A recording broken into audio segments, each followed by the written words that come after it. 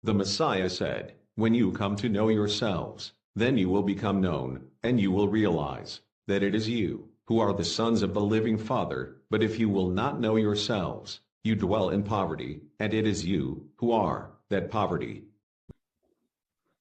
Happy Sabbath, magandang umaga mga kapatid. Happy New Year.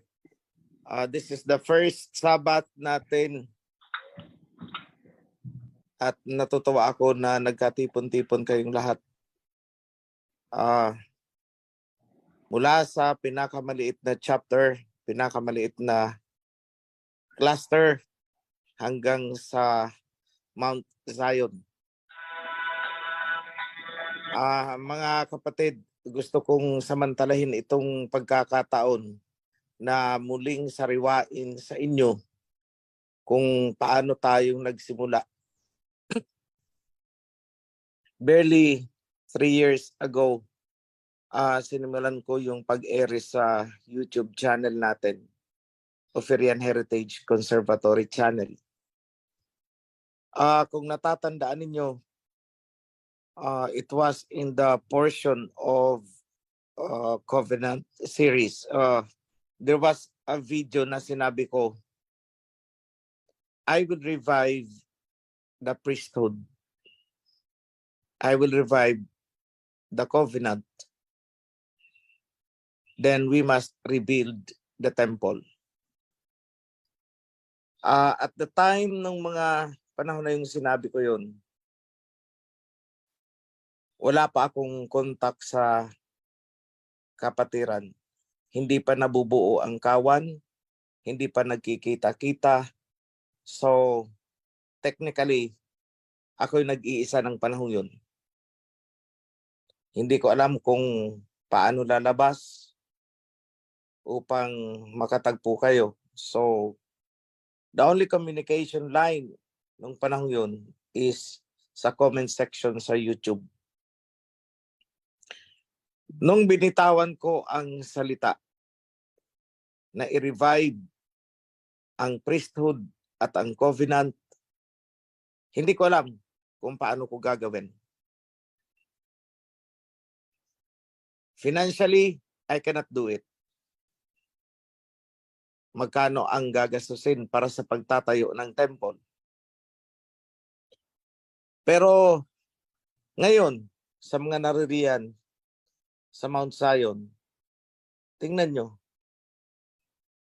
tumatayo na ang temple. The word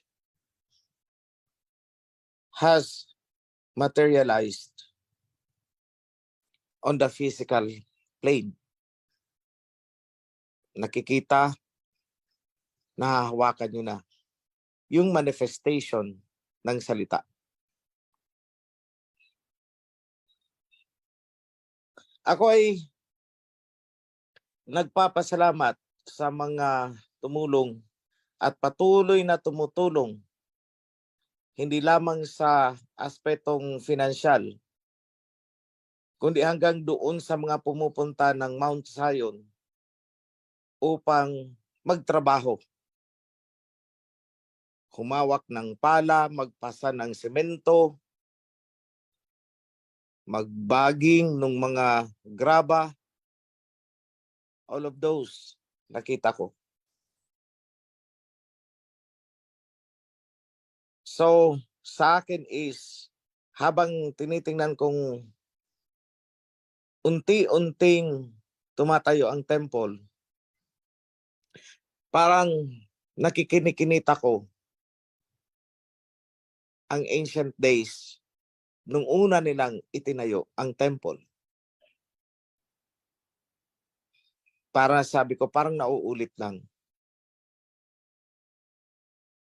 Nagbago lang ang mga characters siguro by name.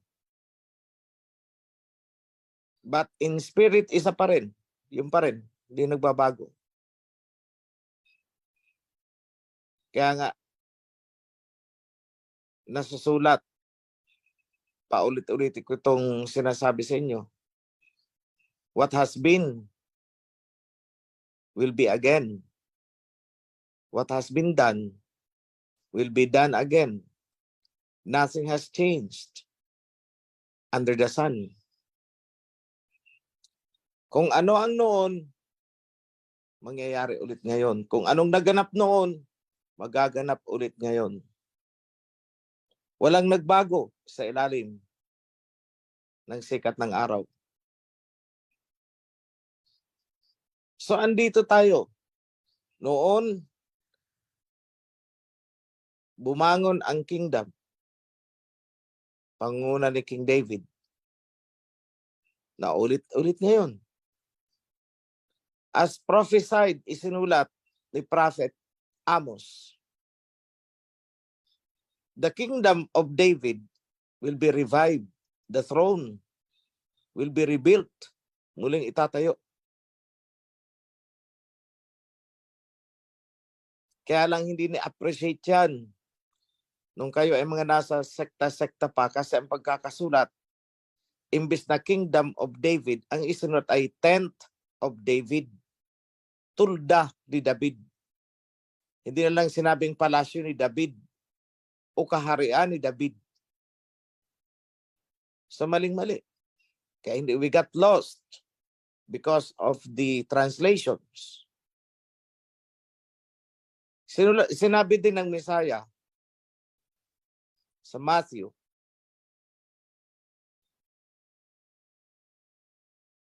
seek ye first the kingdom and his righteousness.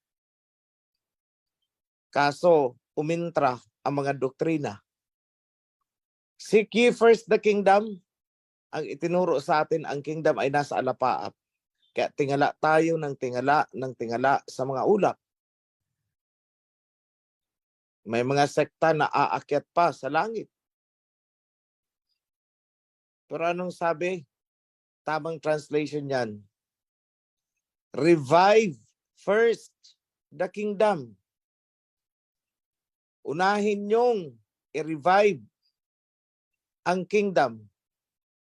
At hanapin nyo ang righteousness, ang kanyang righteousness.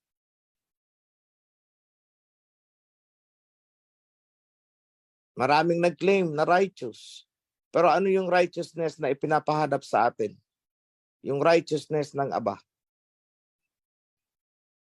Saan matatagpuan yun? Sa Torah and Covenant. Kaya nga sabi ni Prophet Isaiah, this is the heritage of Yahweh, and the righteousness is from me. Kaya pinahanap-hanapin nyo ang righteousness ko. Tingnan nyo, ang sinabi ni Prophet Isaiah, ganun din. Their righteousness is from me. So sa kasalukuyan, ibinabangon natin. Kasi sabi is revive first the kingdom. So we are reviving the kingdom. At hinanap natin ang kanyang righteousness, pagiging makatuwiran, pagiging tuwid. Yung katwiran na nanggagaling sa kanya. Yun ang sinabi ni Prophet Isaiah. Their righteousness is from me because this is the heritage of Yahweh. Nung ginawa ko ang YouTube, hindi ko pa yan alam eh. I have no idea na heritage. Pero ewan ko bakit ang naisip ko, Ophirian heritage. I don't know. Pero eto na tayo ngayon, heritage. Reviving the kingdom, rebuilding the temple. At nung ako ay nag-i-inspection the other night, maybe or 2 nights ago, umakyat kami dyan sa ramp going to the 2nd floor. Nung nandun ako nakatayo, sabi ko parang naulit lang itong mga eksena na ito.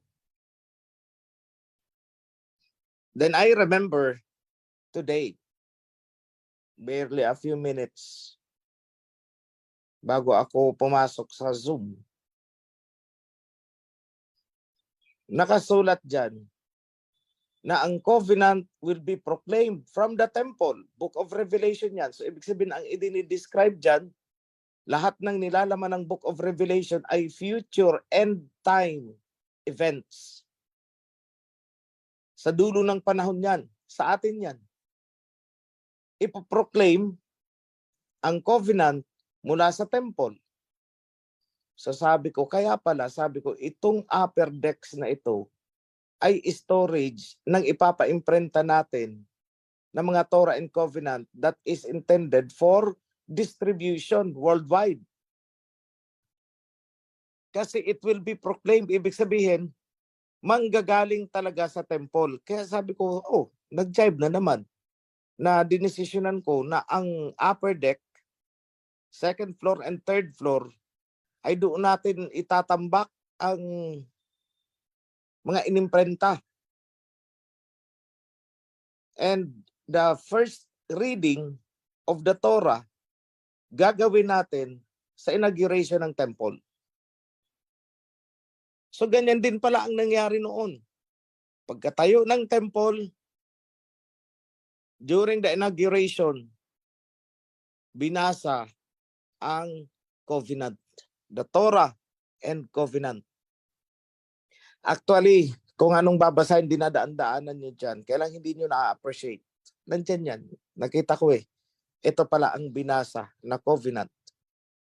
In the last days, sabi sa Book of Revelation, ipoproclaim ang covenant from the temple. Hindi na naman natin appreciate. Kasi ang nakasulat, ipoproclaim ang covenant from heaven. Tinakpan na naman ng salitang pantasyang salitang heaven. So ang ginagawa ninyo, nagtitingala na naman kayo sa mga alapaap, sa mga ulap. Hindi po. Because the kingdom of heaven is here. Mali lang sa translation. It should have been heavenly kingdom. Makalangit na kaharian. Hindi kaharian ng langit, kundi makahari. Makalangit na kaharian. Heavenly kingdom, hindi kingdom of heaven. Nasulat yan sa Matthew. Ask your priests na lang for the exact verses. Na nagpapatunay na ang heavenly kingdom ay wala sa pinapantasya nating kalangitan, mga alapaap, mga ulap, wala doon. Nandito. Kaya nga ang sabi ay, the heavenly kingdom has been subjected to violent people. Had been subjected to violence by violent people who raided it. Raided. Sinakop, pinagnakawan. Ang tinutukoy dyan ay yung heavenly kingdom na sinimula ni King David. Nilusob ng mga violenting tao, pinagnakawan. In history, hindi matatawaran. Nilusob ang pinaka-ultimatum, nilusob ng Roma, mga Romano, kung saan nagmula ang Christianity. Tinangay nila pati ang menorah. The table of the shewbread, ninakaw nila. And that happened in 70 AD.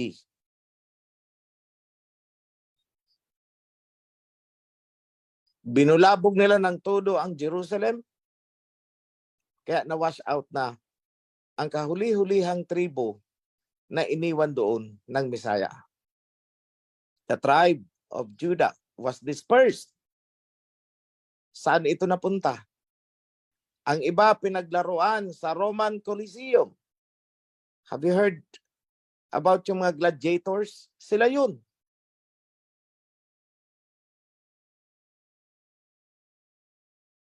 Ang iba, nag-evacuate papunta southward Africa.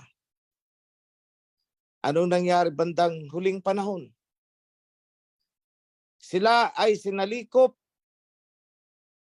ng mga puti. Still remember the transatlantic slave trade? Ibinenta sila kung saan-saan bilang mga alipin.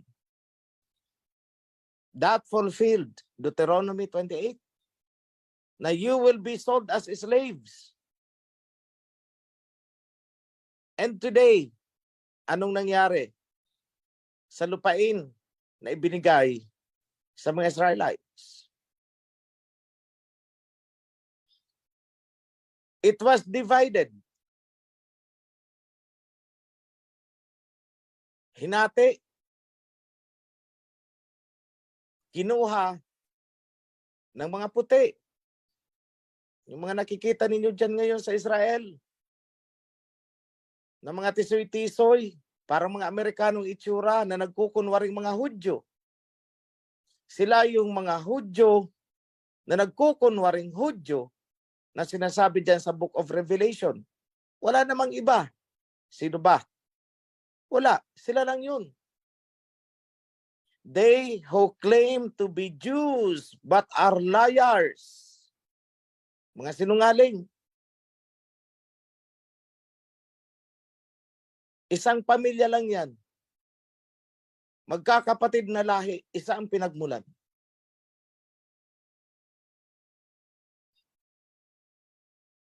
And today, nanggugulo ng nanggugulo.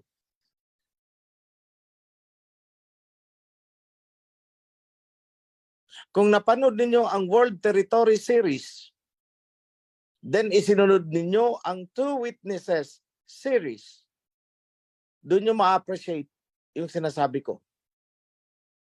Yan din ang sinabi ni Prophet Joel.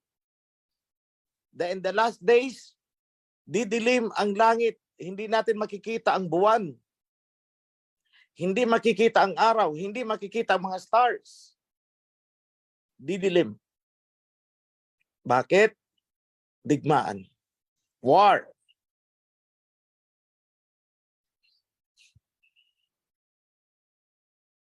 Doon magaganap ang Great Reckoning.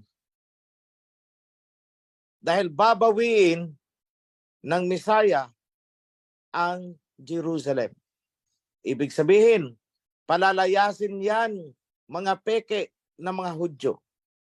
They who call themselves Jews but are liars. Sabi sa Revelation, I will make them fall down at your feet. I will make them kneel and bow down at your feet. To let them know that I have loved thee. Na minahal ko kayo. Hindi naman po tayo makikidigma dyan. No. Who will do it? Sino ang gagawa niyan? The two witnesses.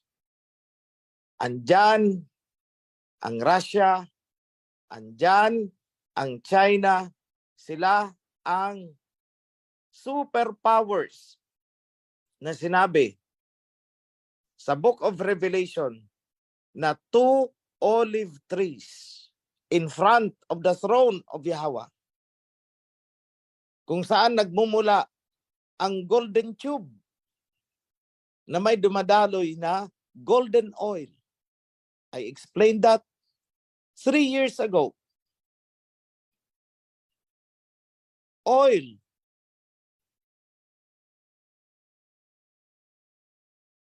Golden tube and golden oil is economy. Economic resources. These economic resources ang magpapaningas sa 7 assemblies na sinasabi sa Book of Revelation. The 7 assemblies of Asia. The 7 congregations of Asia. Congregation, kalipunan, katipunan ng mga tao. So anticipate ninyo, mga kapatid, time will come, magkakaroon tayo ng worldwide clustering. May cluster tayo sa China, May cluster tayo sa Russia, may cluster tayo sa Middle East, may cluster tayo dito sa South Asia Pacific region. 7 clusters. Yan ang sinisimbolo ng 7 golden lampstand na binubuhusan ng oil mula sa golden olive tree. I pronounced those. 3 years ago,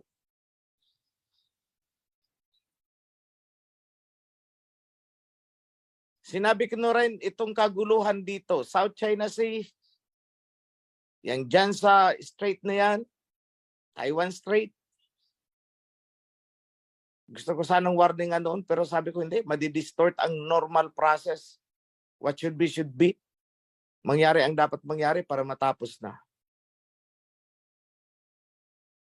Pero some of you might have the chance na mapakinggan ako noon nung sinabi ko na kapag itong Taiwan na ito ay hindi tumino, baka sila ay sumakay sa mga balsa at dadaong sa Batanes. If you recall that right, I pronounce it. At nalalapit sila sa puntong yan. But they still have the time.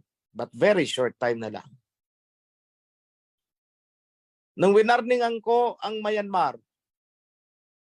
na magsasuffer ang leaders kapag hindi inayos ang Rohingya tribe, what happened? 30 days. Barely 30 days. Walang naka-anticipate. Nagkaroon ng kodita. Ibinilanggo yung mga leaders na sinasabi ko. And they suffered.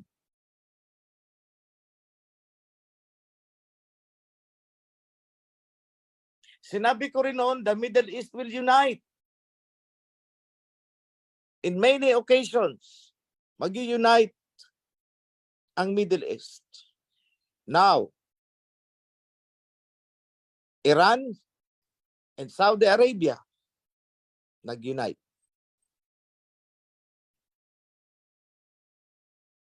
Mabubuo yan. They will unite. Because nasa formation na tayo.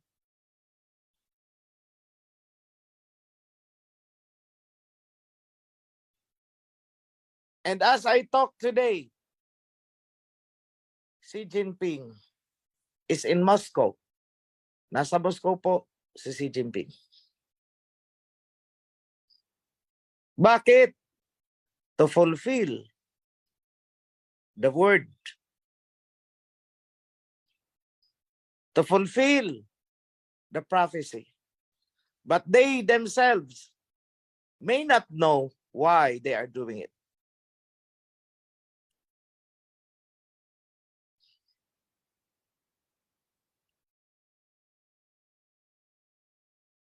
Walang sinalita ko ang lumagpak lang sa lupa at hindi natupad. Lahat natupad.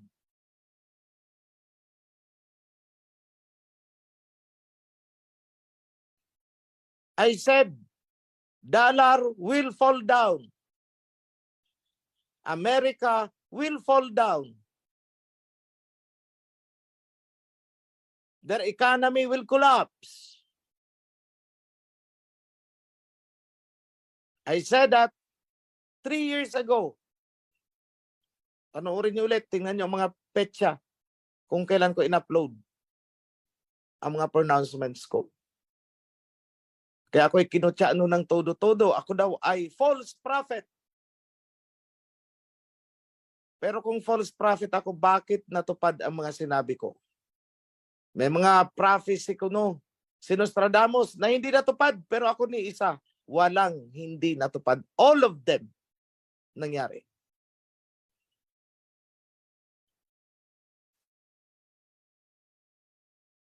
Hindi ako nagbubuhat ng bangko. I don't claim glory for myself. Kaya ko lang naman ito sinasabi para maunawaan nyo kung ano ang gampanin ng isang mensahero. Gusto ko lang naman itong bigyan ulit ng diin sa inyo na ako'y hindi nagsalita ng sariling akin.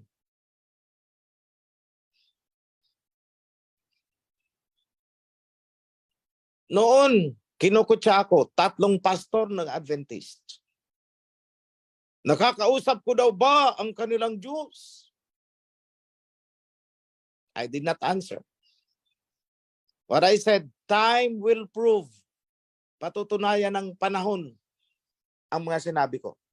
Kutsain niyo ako ngayon. Pagdating ng panahon, maaalala ninyo lahat ang sinabi ko. Babylon the Great will fall. I said New York will fall. The center of economy ng US will fall. Last week, two banks nag-collapse. And now, the third bank is on the brink of collapsing. And 180 banks ng US ang nanganganib ngayon. They are all at risk. Kaya nilang saluhin yan? No. They will crumble down. Ilang beses kung kailangang ulit-ulitin sa inyo. They will crumble down. Europe will crumble down. Taiwan will be the next Mariupol. But they still have the time to make their firm stand. Unite with China or be destroyed like Ukraine.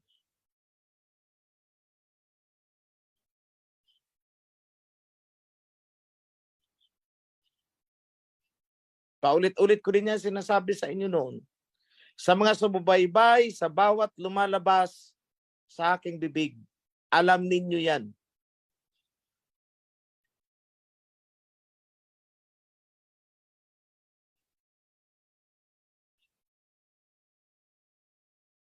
Sa ngayon, I encourage everyone to pray na magbago ang ihip ng hangin sa utak ng ating Pangulo, Bongbong Marcos.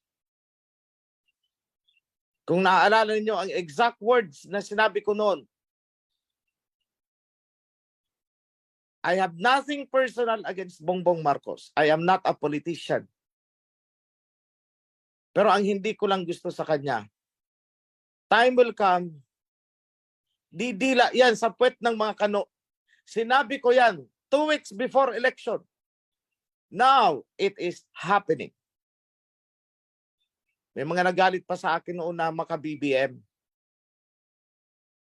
Gustong lumabas sa Covenant kasi tinira ko daw si BBM. But where are you now? Hindi ba't nagkatotoo ang sinabi ko? Bongbong is dragging us to the trouble with China.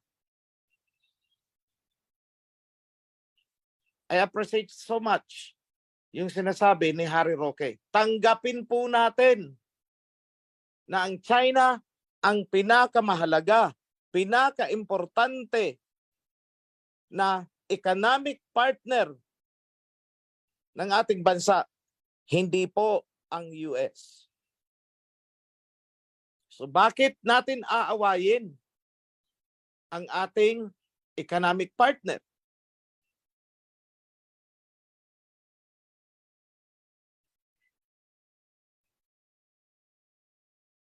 Sinabi ko rin yan noon sa discussion ko sa 2 Witnesses series.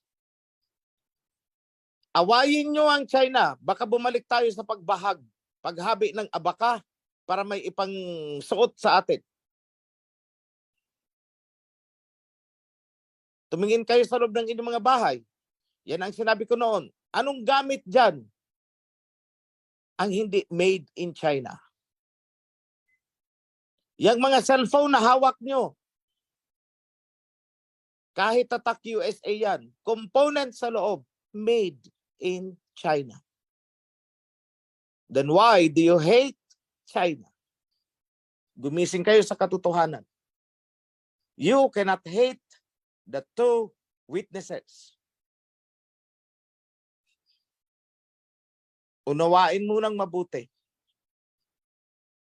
Because right now, this is now the trying moment of our time. You have to make a firm stand. Kanan o kaliwa. Nothing in between. Hindi pwede ang balimbing dyan.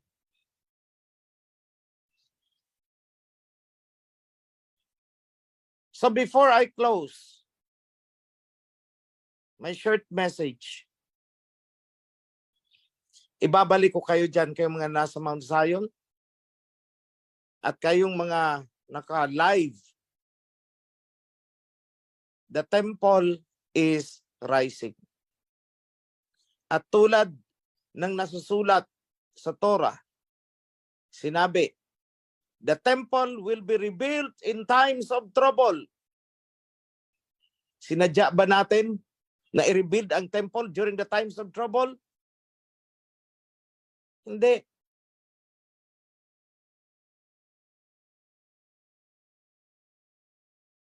Ayoko ring sabihin na nagkataon lang. I don't accept that. Ang mga nangyari ay nangyari dahil yun ang nakasulat.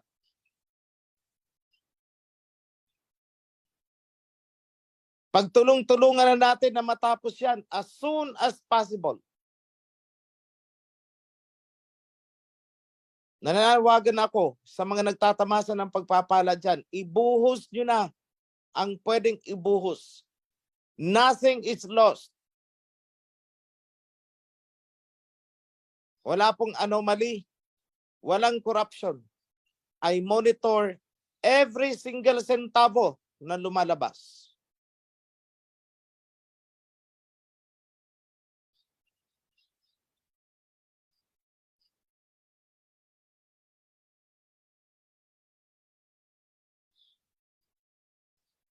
Everything should be finished on time. Nung tinanong ako nung sinimulan ang temple, gaano katagal yan matatapos? I was very quick to answer, 3 years. Dapat matapos pati ang interior. 3 years. Then after pronouncing it, I was reminded, yung sinabi ng Messiah, destroy the temple and I will rebuild it in 3 days. In prophecy, 3 days is 3 years.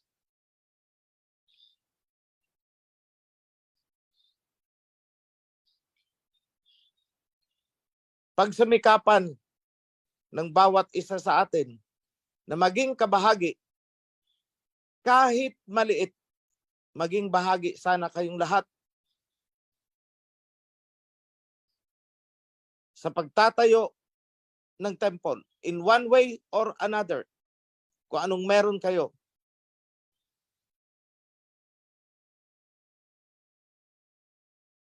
Hindi pwedeng nanunood lang kayo at nagpapalakpak. Be part of it.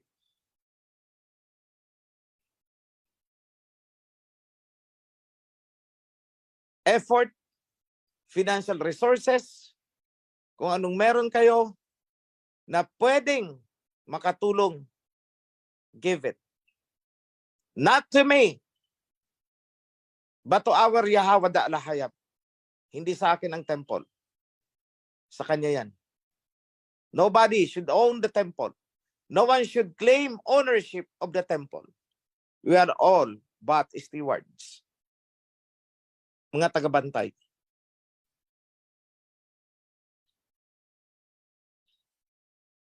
So let me also extend to you the fulfillment of my prayers noon. I said, nung ako'y nananalangin, let me be your physical hand. Kung anong gusto mong ipagawa, susunod ako. The same extension, gusto kong ipaabot sa inyo ang pagpapala na hinihingi natin sa ating Ama. Kay Abay Hawa, sumain nyo ang magandang kalusugan, financial resources, hindi man luxury, kundi yung nakakasapat sa pangangailangan ng inyong pamilya. Kung anong pangangailangan na hindi kayo kakapusin, hindi kayo manghihingi. Let it be yours. Kapayapaan sa buong kawan. Kasaganaan para sa ating lahat. Lahat yan ay ipinangako naman ng Aba. From the very beginning. Ipinangako sa mga ancestors through the covenant hanggang sa atin. Sa isang condition lang. Bumalik sa covenant. Revive the kingdom. Seek His righteousness through the covenant, the Torah law.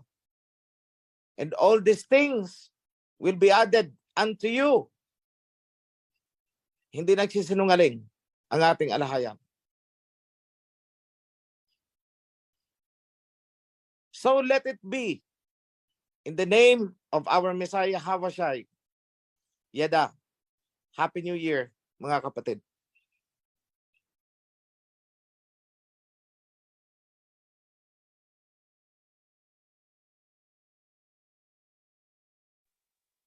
Mga kapatid, I'd like to make a special announcement.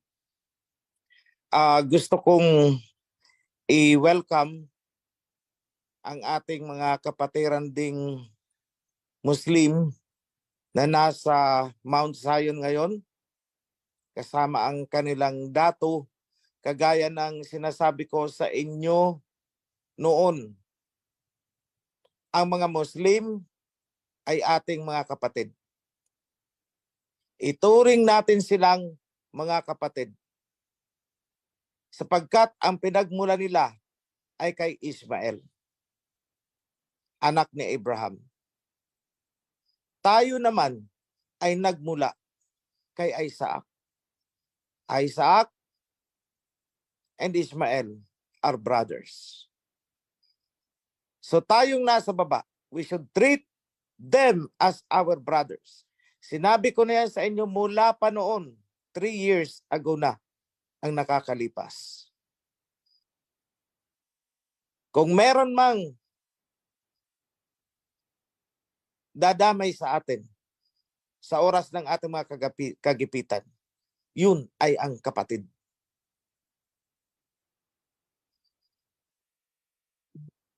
Nagkataon lang mga kapatid na sila ay sumusunod sa covenant na ibinigay kay Ismael.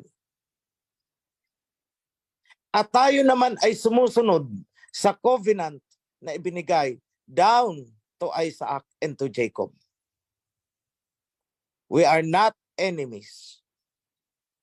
We are more than just friends. Higit tayo doon sa magkababayan lang bilang tinatawag ng mga Pilipino. Higit sa lahat ng yan, sila ay mga kapatid. So, in behalf of the entire citizenry, I welcome our Muslim brothers. Be blessed, mga kapatid namin. Natutuwa ako na kayo ay nakibahagi sa aming celebration. Ang pagpapala ni Allah na amin ding alahayang ay sa mainong lahat. Yada. Shalom.